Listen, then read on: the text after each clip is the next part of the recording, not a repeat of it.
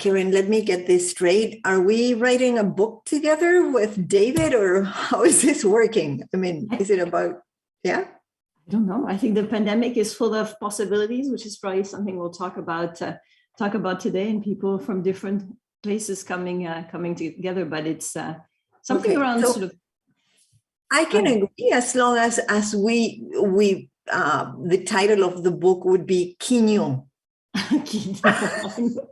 we should write something about eating behaviors and leadership or something. Actually, the book I really want to write is zodiac signs and leadership, because I think that's something that we don't talk about, a lot of personality stuff. So yeah, lots of possibilities. But okay, or the outside in or the inside out also. Exactly, right?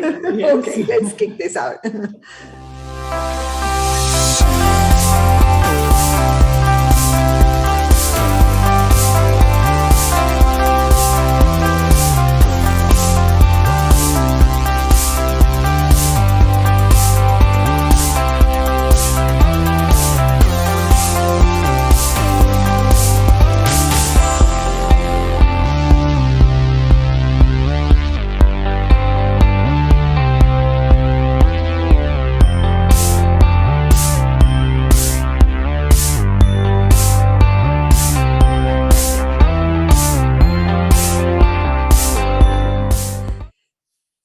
Welcome all to our first edition of Leaders Who Have Something to Say. This is the place to get inspired with the best actionable leadership advice from outstanding leaders from around the world. I'm Mariana Ferrari, and I'm your host today. And on the Queen's chair, we have Carin-Isabel Knoop. I know she's not going to like my saying about the Queen's chair, but it's okay. She's the executive director at Harvard Business School. And she founded the Case Research and Writing Group, a unit at Harvard that produces the case studies many of us have studied and learned from. On the control room, we have Ansi Jackson, our executive producer. And most importantly, on the chat, we have all of you ready to start firing your cues and comments to us. Hello, Carin. It is such a pleasure to have you. Thank you so much. Because in this critical time in our history, where leadership really is at stake, I believe nobody is better than you with all those cases that you have at hand to give us that actionable advice that we can get from good leadership advice that you can give us. And especially now that we are kickstarting Women's History Month as well. Yeah, it's such an interesting time. Thank you so much for having me. Thank you to everybody who's joining us. One of the very nice things about, I think, the pandemic, there have to be some good sides, is all this community of people coming together from all over the world and to sort of exchange and learn together. So I wouldn't describe myself as an expert in any way, but I'm a person who's been writing for 25 years with HBS faculty members about leaders, middle managers from different sectors. And one of the very wonderful thing about HBS faculty is that they're not just interested in CEOs of, Walmart and the largest companies in the world, but also about people who run pizza franchises. And because innovation and leadership sort of comes from everywhere. I think before we dive in, I know it's all been on our minds, but just my heart goes out to everybody affected by the conflict in the East. I was just in Germany for a few weeks, and it's really terrible. My heart also goes out to the Russian people who are just, victims of this situation. In terms of leadership, one thing that I think is particularly difficult as a modern leader is to think about what are the issues that you get involved in and to what extent. So it used to be that, leaders were tasked with running their operations, and, a CEO would be evaluated more or less on the financial metrics that she was able to reach. But now we have expectations of leaders that are so great, and now we expect them to have a point of view and to step into social issues. And there may be social issues that they know something about it, but it may also be social issues that they don't feel comfortable talking about it. So I think being a leader today has become so much more complicated even than it was in the past. The world expects you to have be a moral guide, while at the same time expecting you to perform. They're expecting you to be vulnerable, but if you're too vulnerable, then the world will worry that you cannot put up with with the pressure. So I would say that also tonight or today, my heart goes out to all the leaders, also all the middle managers, all the small and medium business owners, because the pressures on all of you are absolutely, absolutely tremendous. And add to that the whole chaos of the pandemic.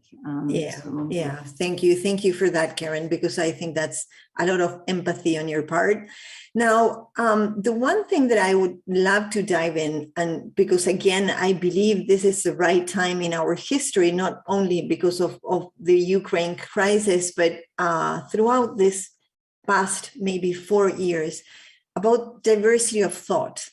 And I mean, it is a topic that you're very familiar with, that you talk a lot about, but I would like to start with Carin-Isabel Knoop, the person behind that, before she became a professional, and why your experience, your personal experience, it's kind of a bedrock to everything you're doing to champion diversity of thought in the world.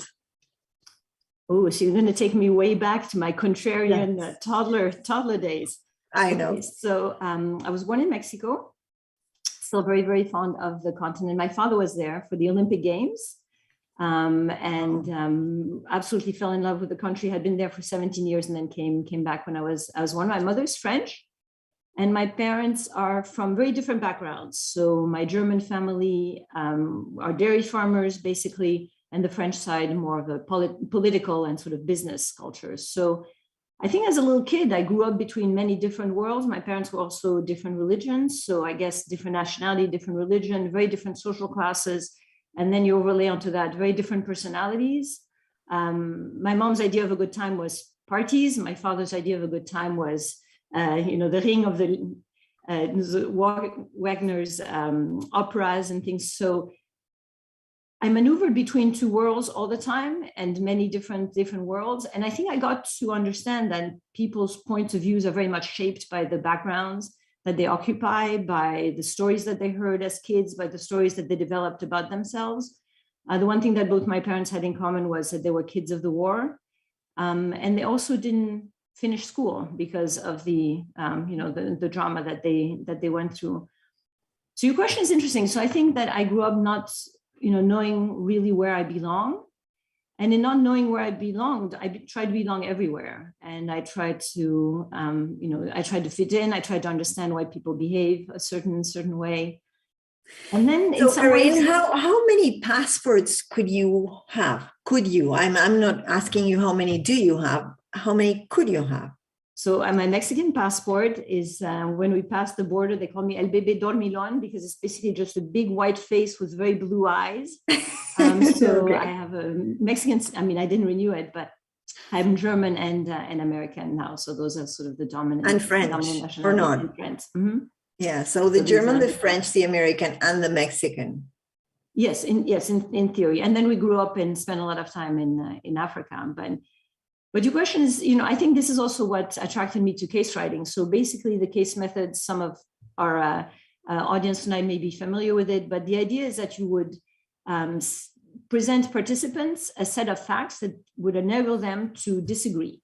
And so the idea is that you write, a story about a company, a story about a decision has to be made, and you have to write it in a way that Mariana and I would read the same document and be absolutely of a different opinion about whether or not this company should enter this market, whether or not Joseph should be let go, whether or not we should merge with another company. And I think my split background has made me skilled at this because I seem to be able to think about various ways that one can look at every issue. The right side to that is that I think it's also a good leadership quality because you can think of different alternatives. You do not take things for granted. You're always asking why. The flip side is that it makes you too rapid to change your mind because I can always see someone else's standpoint. I know that you speak about cultivating constructive discord, something that I think it's such a wise statement.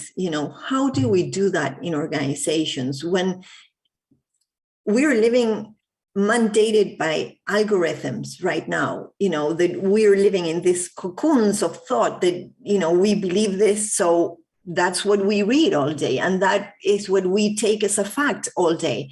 So how do we how do we cultivate constructive discord?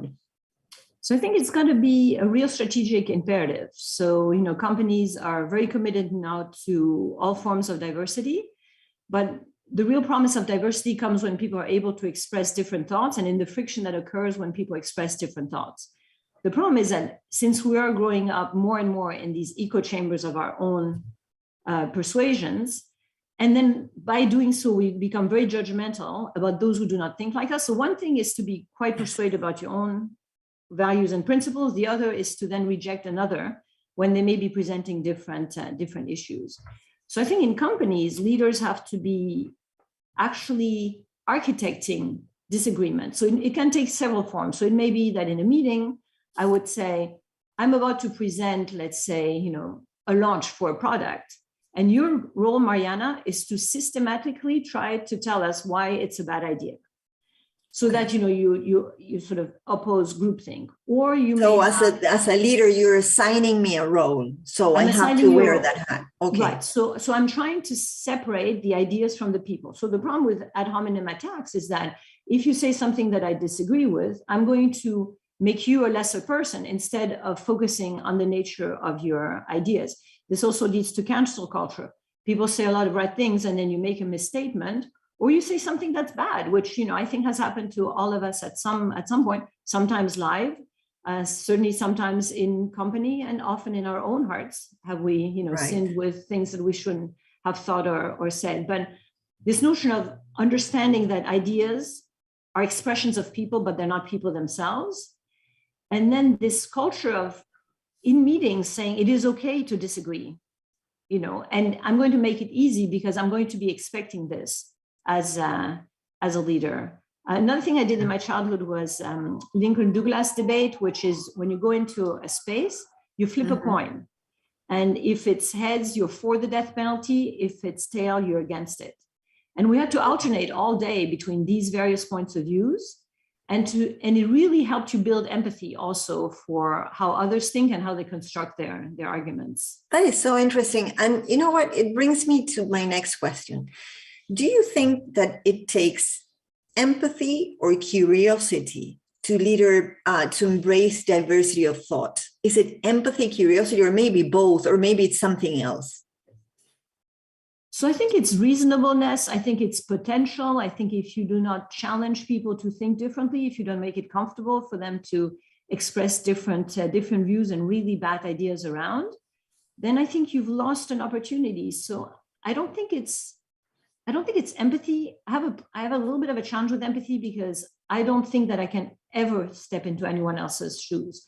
I really have no idea. I try to understand how you might feel, but I don't think that I really can. So maybe it's sympathy, not empathy. Maybe it's sympathy, but maybe it's also so curiosity is a good word. I think it's inquiry. Which is there something here I haven't considered? Is there, why is this happening? Well, take an example. So why are we finding so difficult to have a diverse pipeline? Because there are no candidates. Why? Because they don't apply. Well, why? Because we aren't posting where we aren't meeting people where they are.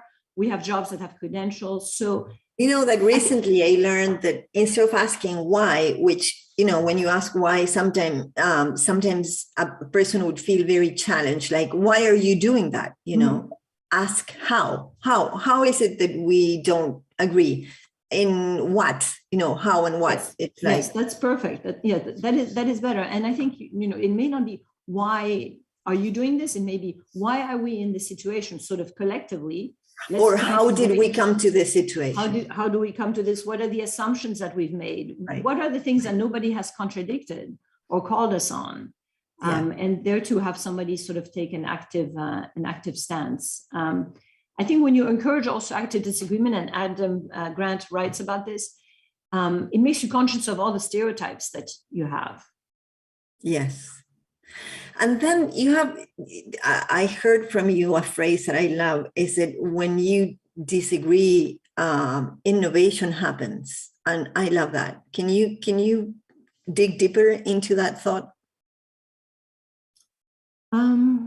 So How I think does it's really innovation difficult to happen? change. I think it's really difficult to change on our own. So, the work that you are doing with your audiences and your clients, I think, Mariana, is totally about this, which is you're encouraging people to think of doing things differently.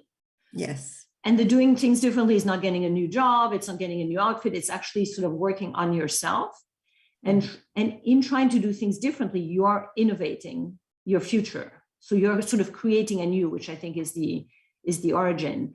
One of the several cases that faculty have now started to write about at HBS is around the use of open talent, which is also very innovative. So the idea is that, in the past, we would think of talent as scarce, and so we would have to own it. And what faculty members like Michael Tushman and Karim Lakhani have argued is that if companies think slightly differently about how they source talent, that they do not need to own it, but could crowdsource innovation. Yes. That you would actually have a lot of innovation. So NASA has done this extremely successfully. And you have people in their garages sort of coming up with things that, maybe NASA engineers didn't come up with because they weren't sort of in this exploring all the possibilities of innovation. So I think considering the impossible, being curious, really drives the ability to change. Yeah, so maybe we are living in an area that we need to practice more curiosity, as Yes, but curiosity is tiring because it is a lot easier just to go with the flow. It's a lot easier to believe what I believe. It's a lot easier to repeat what social media is showing. It's a lot easier not to get into debates with others. Absolutely. Yes, absolutely. Yeah. So, to look for people that will agree with you instead of to look for people that will disagree with you. And then learning to disagree, I think that may be the one challenge that we have as educators to, first to learn and then to teach, how do you disagree in a positive way. And that's why I was so interested in what you have to say about that. How do we teach people to disagree constructively? Yes. And I've loved my job. I mean, the first time I did cases at HBS, I thought, what a joy to be in a class with intelligent people who are really trying to figure things out by engaging with each other and challenging each other's assumptions. There's something so beautiful about this craft. And with the social transformation and so the trauma of the pandemic, I've thought a lot about how modern this method is. The first case was written over 100 years ago. Yes, and it's about labor relations, right? So very contemporary in some way. And just one page sustained a lot of debate. And I think this method is so modern in a way. It's so old and it's so classic. And Socrates sort of did it before the law school did it before the business school did, and everybody else. But I think it's time to bring it back. And I was thinking, even in families, when there are difficult conversations to be had, write a little caselet, write it out, and have people sort of engage with it as if it were a third party and not yourself. Thank you. I've fallen in love with it all over again. So listen, before we jump into the next subject, which is one of your other favorites, or maybe your favorite, mental health, I want to remind the audience that you can send us comments and questions about anything. I want to know, what do you think about diversity of thought? What struggles do you have? I have so many. I mean, personally, I have so many. I would love to know, and I'm sure Carin as well, would love to know, what are your struggles? Where do you find it is difficult for you, not for the world, but for you to embrace that diversity? And do you think it's necessary? So just please fire up those questions and those comments from wherever you're connecting with us. Yes, please. Carin, next cue for you, or next topic, I would say, it is about mental health. And I know that you're a fan of the subject, that you authored a book called Compassionate Management and Mental Health in the Modern Workplace. So, and one of your latest Harvard case studies that you wrote or you champion, I don't know whether you write them or you champion them or you direct the cases. So you'll come to that. It is about Michael Phelps and about mental health. So I believe that we need, if you have any sort of advice or of addressing the case for a company on why they should or must address mental health as a critical issue right now. Mm-hmm. So we started on this journey with Professor John Quelch, who is now the dean of the Herbert School at the University of Miami, about 10 years ago. And 10 years ago, it was very difficult to talk about this topic in companies. The stigma was great. Managers said, I cannot touch this topic. It's too personal. So one of the dramatic things about the pandemic is that it has exacerbated a lot of the mental illness and strains that were pre-existent. And the trauma of the pandemic has made it so terrible that now 2/3 of us suffer from insomnia or at least mood disorders and other mental health challenges. So now you cannot really avoid it as a manager. So we've gone sort of from one extreme to another. And in the process, a little bit like with diversity and equity and inclusion, there's no definition of terms. So I think very important for a company that says that it wants to support the mental health of its employees is to think about what is the World Health Organization definition of mental health, and what would it be for our own company. Workers all over are really struggling to keep up with the pace of modern life. And if 2/3 of us are not doing well at work or sleep deprived, basically we need to slow things down and be able to help people adapt to the new stressors. Yeah, I think unfortunately we've seen companies react to this with money, which is more time off, more apps, more self-care. You go to stress seminars for 4 hours when your to-do list is piling up. So the message that I have around mental health at work is that it's not about mental health, it's about the work part. Okay. And that if management and leaders focus more on what actually causes stress for workers in the workplace, so going upstream rather than palliating the symptoms downstream would be a lot better off. So the World Health Organization has a series of them. The main one is to structure a task that is tailored to the skill of an individual and ideal for the time that this individual has. So in order to design that, you have to think really long and hard as a manager about who is your person who will be doing this, how are they doing? And not how they were doing 2 years ago, but how are they doing 2 years into Corona? We're all exhausted, we're all stressed, we're all anxious. There's going to be, the next generation is going to be coming up into the workplace. For them, mental health at work and being supported by the managers is their absolute number one criteria for picking a workplace. So I think now it's not a nice to have, it's a strategic imperative. Mm-hmm. So a lot of people say, whatever you invest in mental health, you get back, by a factor of 4. I'm not quite sure what the numbers are. What I would say is that we're a deeply traumatized planet, and that if we want to talk about sustainability, if we want to talk about survival, we also have to take into account human sustainability. Absolutely. Yeah, I couldn't agree more on that. As I was listening to you, I was thinking that, that Gallup has this strength finder survey that they do, right? And there's a theory of innovation that it has at least 20 years, that it's called appreciative inquiry. I don't know if you've heard of it, but it's a beautiful theory because it believes that instead of trying to fix what's wrong, let's produce more with the Pareto rule. Let's produce more of what is right. Mm-hmm. So it's easier to scale it up. And at the same time, it's more rewarding for the person that does it. Right. So instead of getting the consultants that will come to tell you what you're doing wrong, let's get the ones that will look at us and say, hey, listen, that you're doing, let's produce more of that. Right.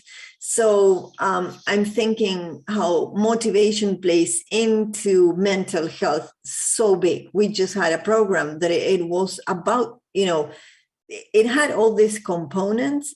And the output was so outstanding for the team not only for the results of the company, which were great, but for the team as a team, that it was unbelievable.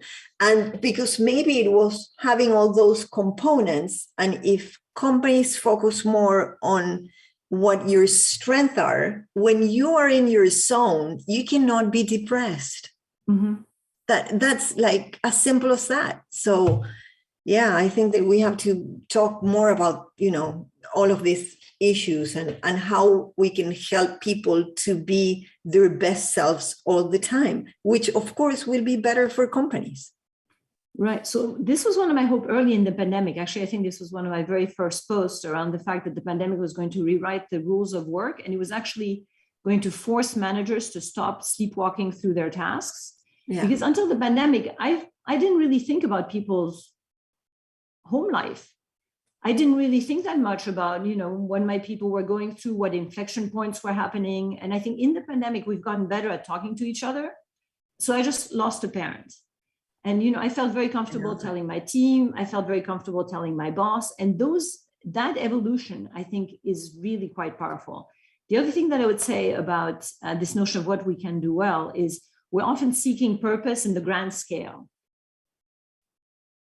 So one of the thoughts that we've had was, what if we were all more nano in our purpose seeking, which is being nice to a colleague, doing something for somebody in a completely different department. So what would happen if we scaled down our ambitions, but practice them every day? Would we be able to really change sort of the dynamic at work? So ambitions would become behaviors. Right. So habits of, and there's a researcher who coined this mental health for all and by all. We're all responsible at some point. I mean, every time you post something incendiary on social media, you're contributing to us burning out. You're contributing to somebody's day being ruined. So you're doing it in the short term for dopamine. But every single one of our actions that may make us feel better in the moment, or cutting somebody in line or whatever, has sort of these ricochet effects. And so again, I think a lot of my thoughts around leadership and, every human being is a leader in some ways, that their behaviors affect others. Sort of think really upstream about what is it that you can change in your behaviors by thinking about the impacts that it may have downstream and all the butterfly effects.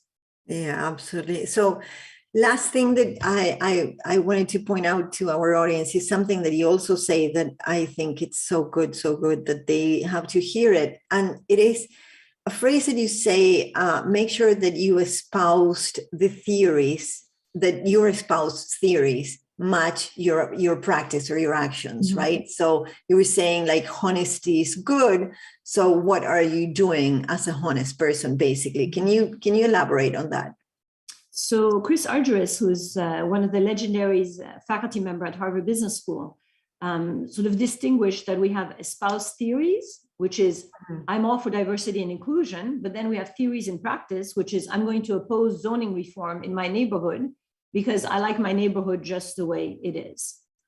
Espoused theory is that I think every kid should have a chance. Theory in practice is I'm going to get very upset if my kid doesn't get into medical school, having done everything perfect, so that medical schools may be able to give a chance to individuals who might not have had all the chances of my kid. So as you go through life, when you think of all these disconnects between what you're preaching versus how you are behaving, he encouraged us to also think about this in terms of companies. So companies have espoused theories. Our goal is, to be great in the world, to do no evil, whatever the mission might be. But the fact of the matter may be that they're operating in very different ways internally.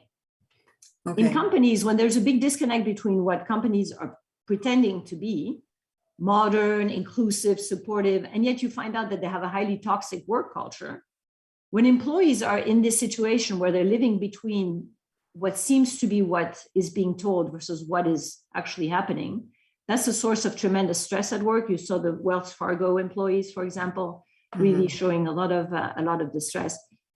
And I think for humans, it's also very, very stressful. When you really want to live your principles, however, you have to trade things off. And many of us are raised to maximize everything. We want to be the best. We want to have great lives. We want to have good friends. We want to be able to excel and have great careers.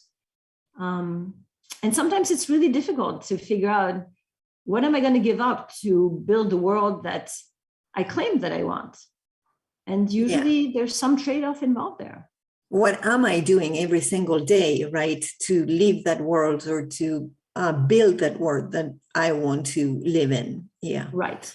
Absolutely. Yes. So go ahead. One of the most, I think, moving moments of last year, we had somebody in our team resign.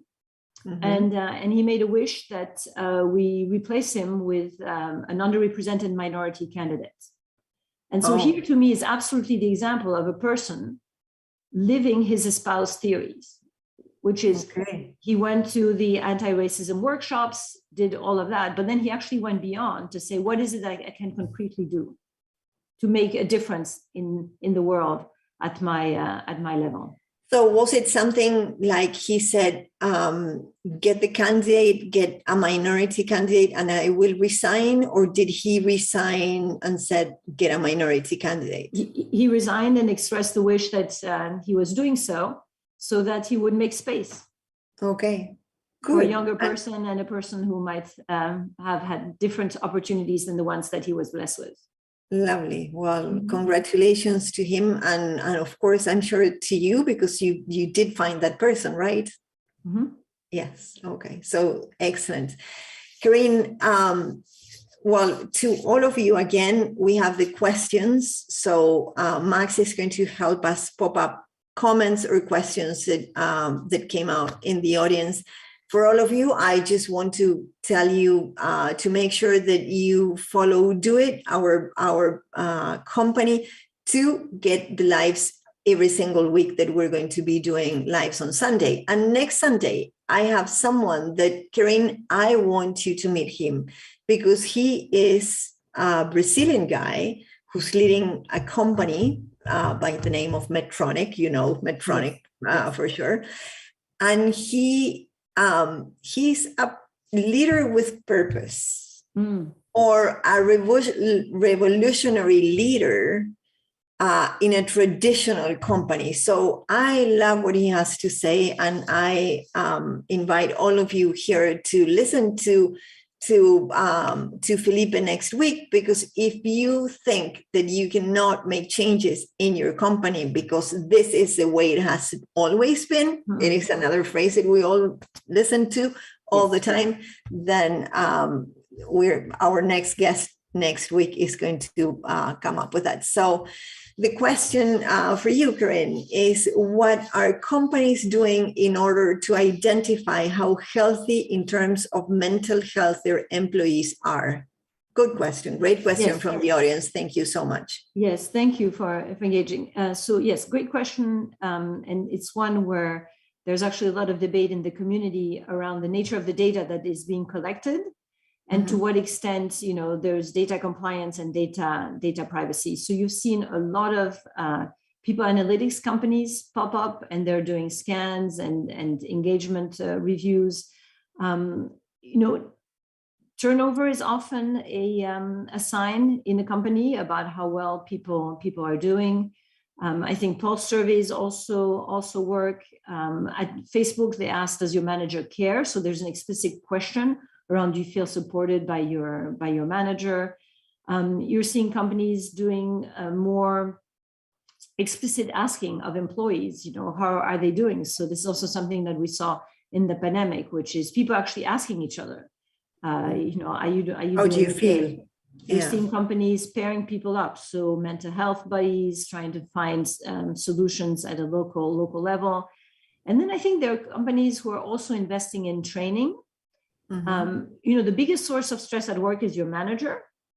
And so often people leave managers, people claim that they leave managers. They don't quit jobs, they quit managers, yeah. Yeah, so to the beginning of our conversation about how under pressure managers are, and how very few of us still want to have this job because there's so much expectations, and you really have to be the buffer between everything. So part of me wishes that companies invested more in equipping middle managers with some of the tools that they need to watch for micro signals in their teams, look out for inflection points. So it turns out that in a lot of instances, they're the D's, so death, divorce, diapers, also, anything that has a change of identity really puts an employee at risk. So I think if we educated managers a little bit more in that, I think there's an opportunity in some companies where you're actually going into brain science. So there's a consulting company that has been training people about how does your brain behave? What are neurotransmitters, right? I mean, we all have sex ed in school, or many of us, at least in the school systems, but we're never really taught how our brain operates. So Absolutely. I've seen some clever companies go even more upstream, which is, okay, you're a human at work. How are you feeling any given day? When you have an emotion, what does it tell you? How are other people feeling? Just the mechanics of the brain from Absolutely. Which the mind emanates. So I think one of the very nice things is that you're seeing a lot of companies moving beyond just, giving out an app. I think one thing that might also be interesting for companies is to focus on the notion of how individuals deal with change. Mm-hmm. So if you think of all the changes we've gone through, every change comes with a form of grieving because you have to leave something behind. So one thing that I don't see companies doing enough of, I think, is this notion about, how do you bring people forward by enabling them to change? And every change comes with a loss. So that I haven't seen much of.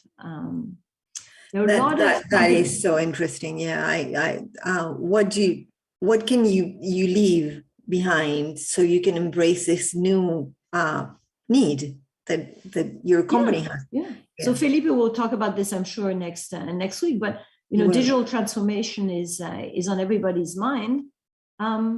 It's about the people trying to figure out, how's my life going to change? Am I still needed? Am I still wanted?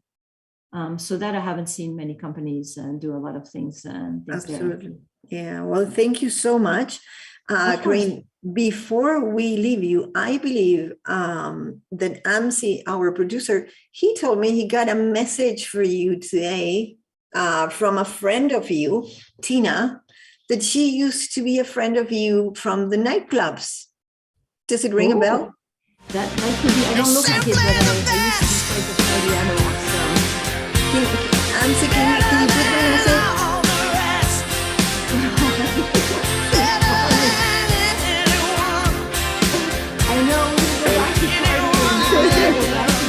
Thank you so much, Carin. You're simply the best, truly. Thank you so much. That's so funny. Yeah. So thank you for keep on dancing, keep on being happy, and I think we've learned a lot from the pandemic. In order to make it worth our ache, let's take a moment to really think hard about what we want to do, how we want to change, how we want to build a better world. The governments won't do it for us. The apps won't do it for us. It's one person at a time. It is one person at a time. And if there's one learning that I think everybody should take from you today, is that to train yourself in how your brain and your emotions work. Mm-hmm. I mean, don't wait for your company to do it. I mean, if you're a leader, do it for your company. But if not, just train yourself on how your brain works, because we have here our life, and we are the architects of what we produce for ourselves and, of course, for our companies, but for Absolutely. Ourselves first and for our families as well. Yes. So, yes, absolutely. Carin, thank you. Mariana, thank you so much for having me. It's been a pleasure. Okay, so today I've learned from Carin that she speaks Spanish, French, German, and I cannot say that we're going to do another episode in German. Of course not. In French, my French could be somehow rusty, but still I can get it. But en español, para tu audiencia de México. Sí, sería un gran placer charlar con usted en español. Perfecto. Bueno, so muchas gracias, Amsi. Gracias. Thank you very much to the audience, and thank you, and we look forward to having you again soon. Thanks. Fantastic. Have a good one. Ciao.